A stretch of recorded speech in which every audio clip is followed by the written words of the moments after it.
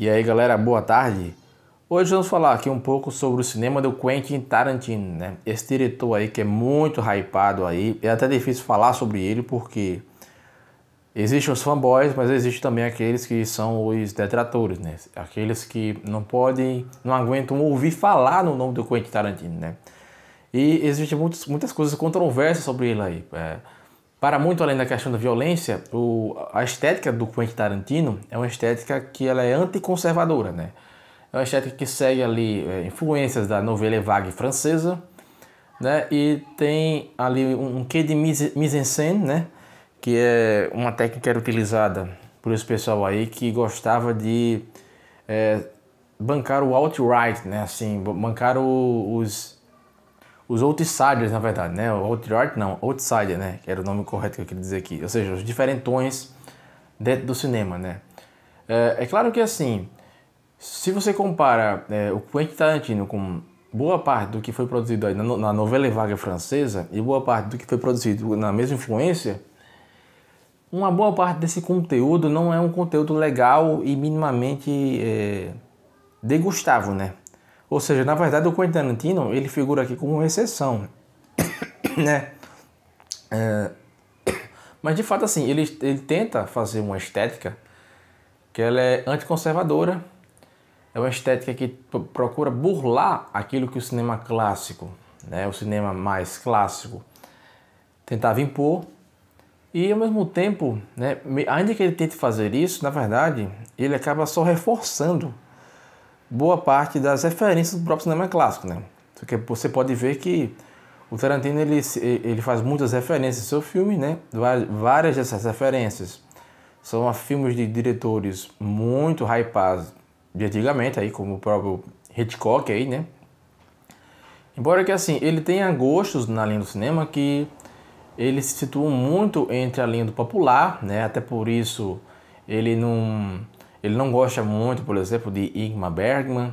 Ele não gosta muito do cinema de alguns diretores aí, como Tarkovsky. São diretores que vão ter uma linha, tanto da estética como da própria história mesmo, que o Tarantino ele vai achar monótona, né?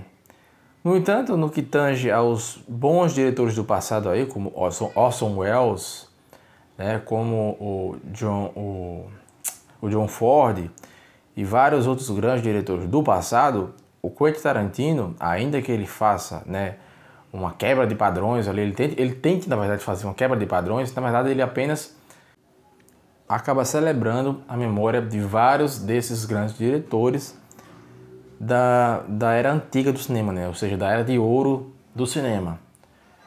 Ou seja, ainda que ele tenha essa tentativa de ser anticonservador, ela acaba criando uma noção conservadora de cinema sem querer, né?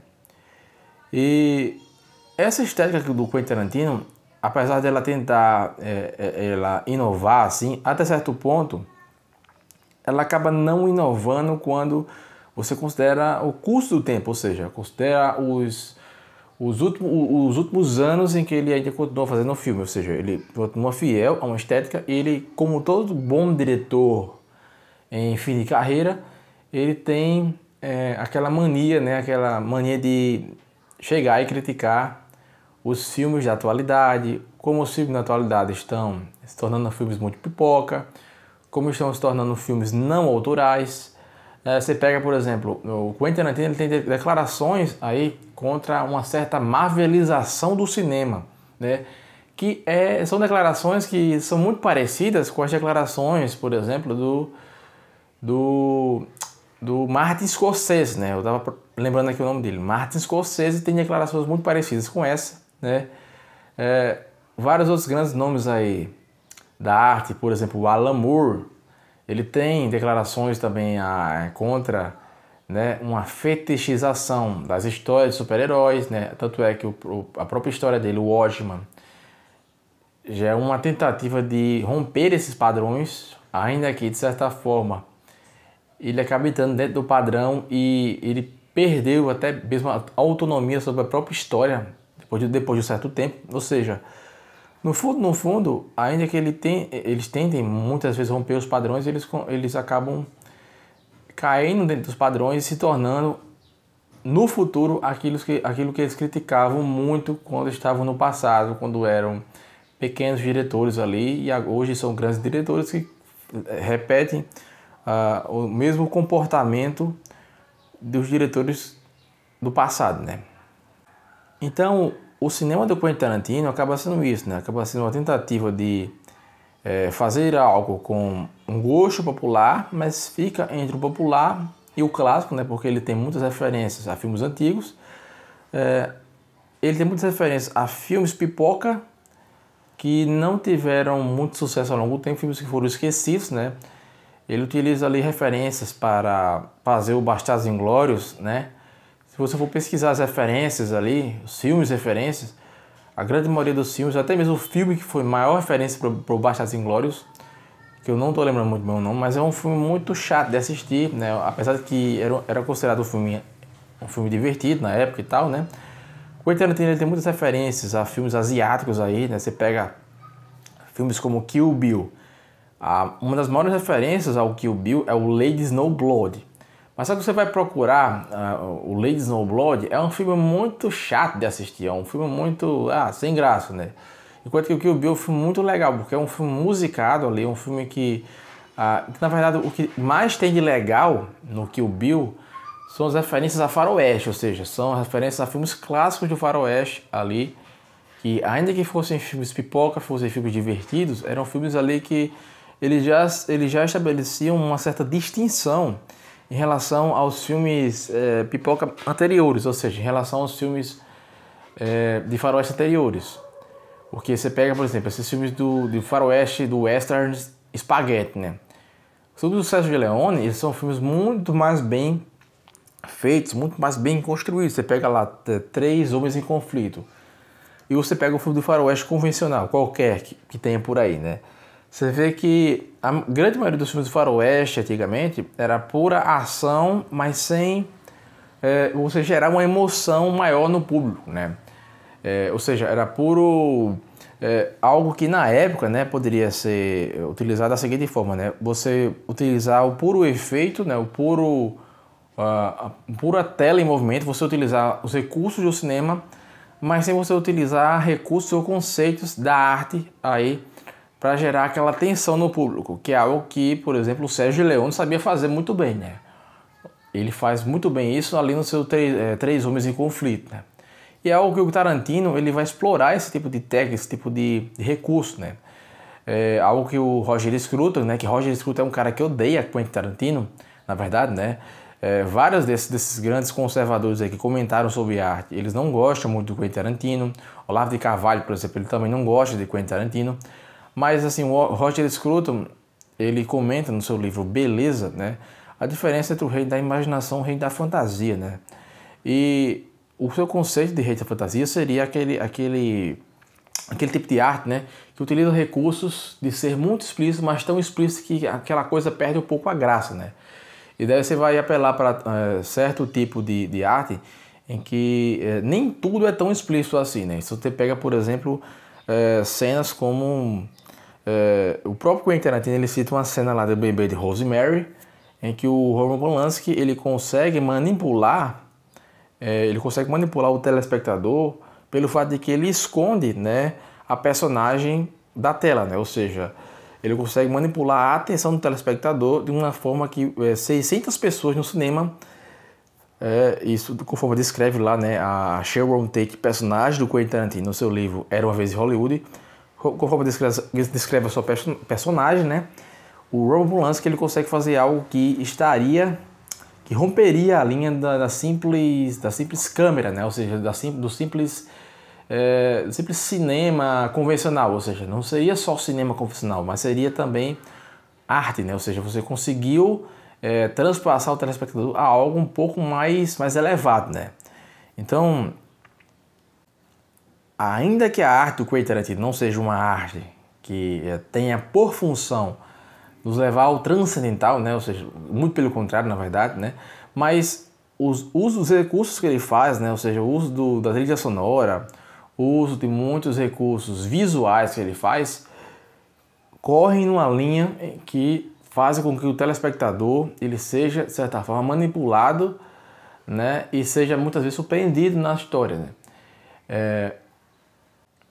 É claro que em termos de cosmovisão que o Quentin Tarantino ele tenta passar, existem muitas críticas a se fazer, até porque ele copia muito do Lars von Trier. Não sei como é que se pronuncia o nome dele direito, desse diretor francês aí, mas o Lars von Trier, ele tem um filme chamado Dodgeville, né, que você para perceber, o filme Dodgeville, ele é um filme que consiste, né, ele é uma história que consiste em uma história de vingança de um oprimido, né, contra um opressor, ou seja, uma garota que ela é oprimida por um pessoal de uma vila, né, e no final ela se vinga de todo mundo e mata todo mundo da vila, né?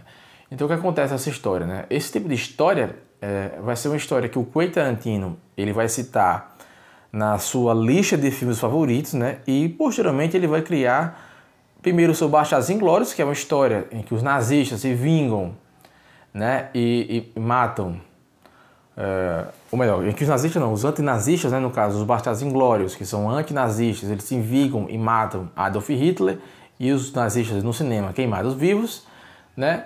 E é uma história que você percebe que esse tipo de história ele vai se repetir lá no Django Livre, né? Que é uma história em que um negro ele vai se vingar ali dos racistas que tentaram infernizar sua vida e de seus irmãos negros, né? Ou seja, mais uma vez, a retórica do oprimido se vingando do opressor, e isso sendo colocado ali como uma coisa legítima porque veio de uma pessoa que foi oprimida, né? Ou seja, de certa forma, ele repete aquilo que o Slavoj Žižek diz no seu livro Violência, né?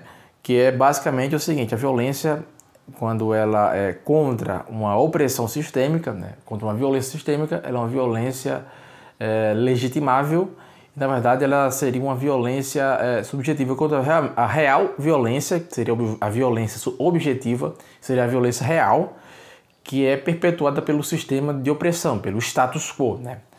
Então, nesse sentido, o Quentin Tarantino ele chega a ser abominável, ainda que esteticamente falando, né, ou seja, a sua estética me seja bem agradável, né? Então, essa é parte da minha opinião sobre o Quentin Tarantino. Eu tenho muito a reverenciar nele, né?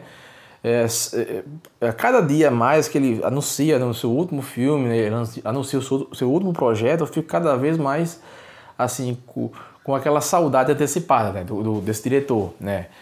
E na verdade, assim, eu li o Era Uma Vez em Hollywood, o livro, né?